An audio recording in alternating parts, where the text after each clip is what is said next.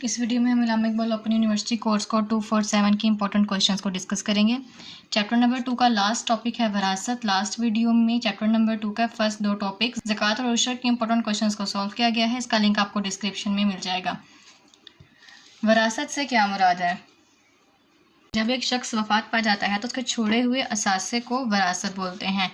जो भी जायदाद वफात पाने वाला छोड़ जाता है दुनिया में, वो उसकी वरासत होती है। वरासत करीब के रिश्तेदारों यानी कि औलाद, बीवी और माँ बाप में एक ख़ास शरह के साथ डिवाइड कर दी जाती है।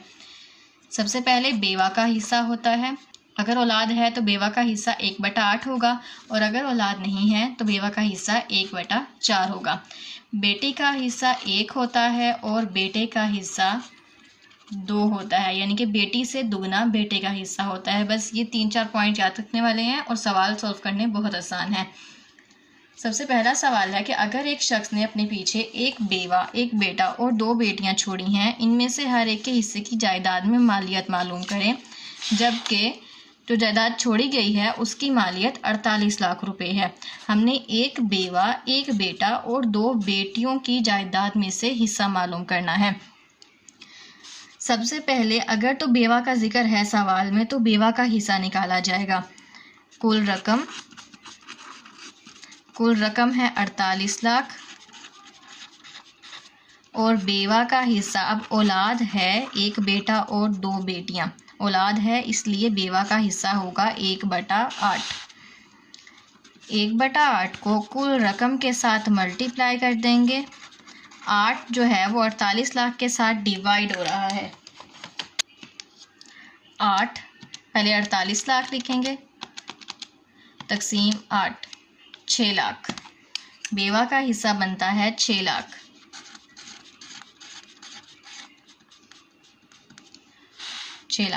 अब उसके बाद हमें अपने औलाद का हिस्सा निकालना है। बेटे और बेटियों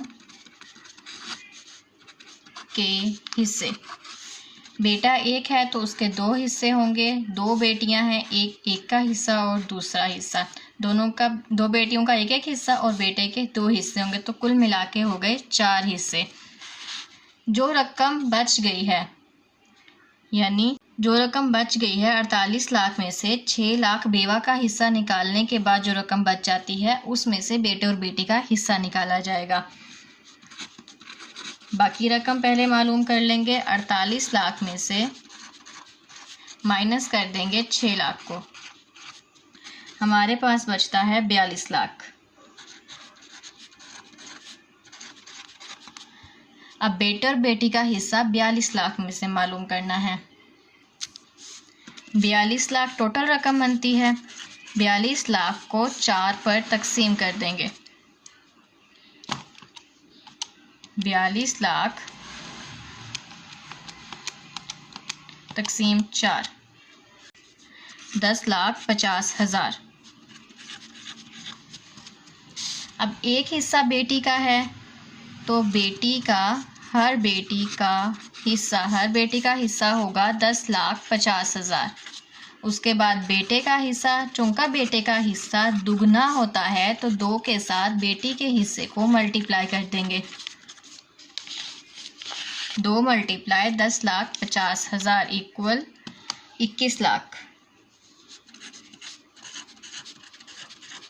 यहाँ पर सवाल मुकम्मल है। सबसे पहले बेवा का हिस्सा मालूम करना है। बेवा का हिस्सा औलाद की मौजूदगी में 1/8 होता है। 1/8 को कुल रकम के साथ मल्टीप्लाई करेंगे। जो रकम हासिल होगी उसको टोटल में से माइनस कर देंगे, 42 लाख। इस बाकी मालियत में से बेटे और बेटी का हिस्सा मालूम करेंगे। बेटे का 2 हिस्से होते हैं और बेटी का 1, टोटल करके 4 हिस्से बनते हैं। रकम को 4 के साथ तकसीम कर देंगे। जो आंसर आता है वो हर बेटी का हिस्सा है। चूंकि बेटे का हिस्सा दुगना होता है तो इसको 2 से मल्टीप्लाई कर देंगे, बेटे का हिस्सा आ जाएगा।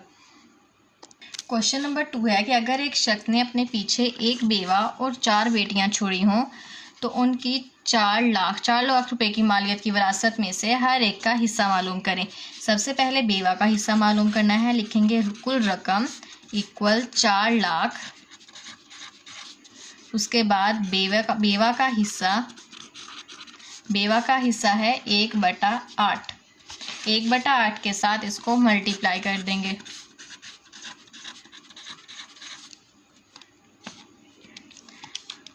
4 लाख तकसीम 8 इक्वल 50,000।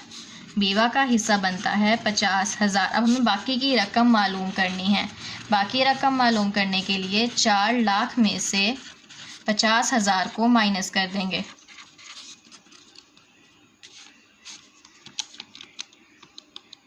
4 लाख माइनस 50,000, 350,000।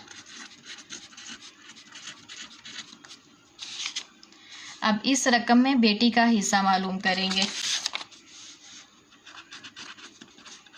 बेटियों का हिस्सा, चूँकि उसकी 4 बेटियां हैं और हर एक का एक ही हिस्सा है तो टोटल हिस्से बनते हैं 4। 350,000 को 4 से तकसीम कर देंगे।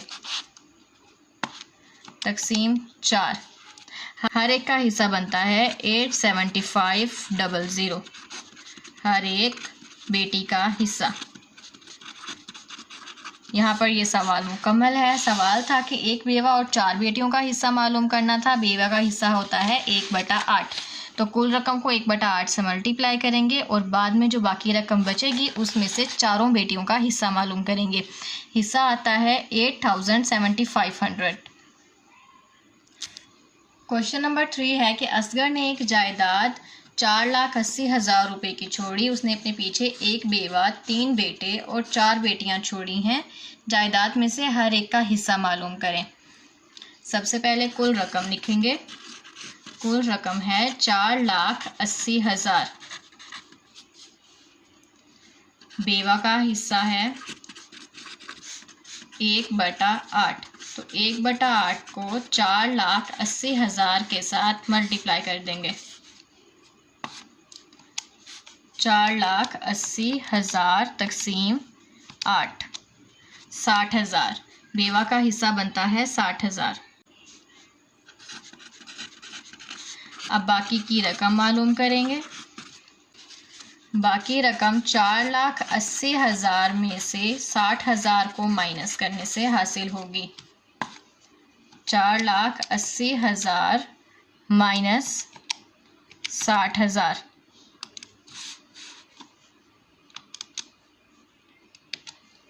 4,20,000।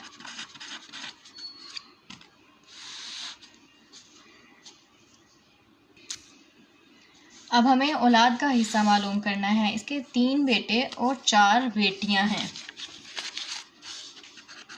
बेटे और बेटियों का हिस्सा।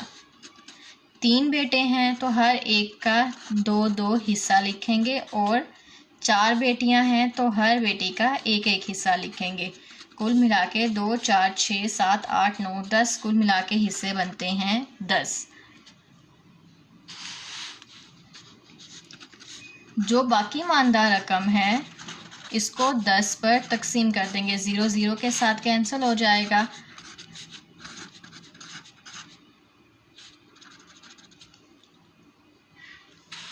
₹42,000 एक बेटी का हिस्सा बनता है। बेटी का हिस्सा है 42,000 हर बेटी का हिस्सा। अब चूँकि बेटे का हिस्सा दुगना होता है तो हम इसको 2 के साथ मल्टीप्लाई कर देंगे। 2 मल्टीप्लाई 42,000, 84,000। इस सवाल में 4,80,000 रुपये की रकम है जिसमें से एक बेवा का हिस्सा निकालना है, 3 बेटे और 4 बेटियों का हिस्सा निकालना है। कुल रकम लिख के बेवा का हिस्सा होता है 1/8, तो कुल रकम को 1/8 के साथ मल्टीप्लाई कर देंगे। उसके बाद बाकी रकम मालूम करेंगे और बेटे और बेटियों के हिस्से की निस्बत बनाकर, निस्बत से मुराद बेटे कितने हिस्से बनते हैं, 3 बेटे हैं तो 6 हिस्से बेटों के हो गए और बेटियां 4 हैं, सबका 1-1 हिस्सा है। कुल मिला के 10 हिस्से बनते हैं। 10 से तकसीम करेंगे। बेटी का 1 हिस्सा होता है तो वो 42,000 होगा और बेटे का हिस्सा दुगना होता है तो वो 84,000 होगा। क्वेश्चन नंबर 4 है कि नजीब ने 4 लाख रुपए अपने वर्सा में छोड़े। इसने अपने पीछे एक बेवा छोड़ी जबकि उनके यहाँ कोई बच्चा ना था। नजीब की बेवा का हिस्सा मालूम करें। अब लेक्चर के स्टार्ट में मैंने बताया था कि अगर औलाद होगी तो बेवा का हिस्सा 1/8 है और अगर औलाद नहीं है तो 1/4 हिस्सा होता है।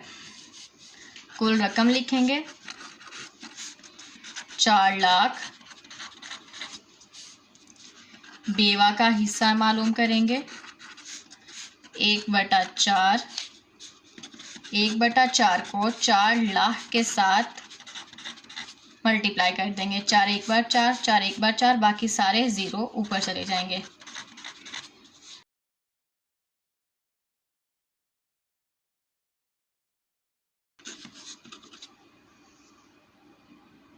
इन सवालों की प्रैक्टिस ज़रूर कीजिएगा। ये सवाल बहुत अहम हैं। 2021 से लेकर 2025 तक के वो सवाल जो पेपर्स में पहले आ चुके हैं, उन सवालों को इस वीडियो में डिस्कस किया गया है।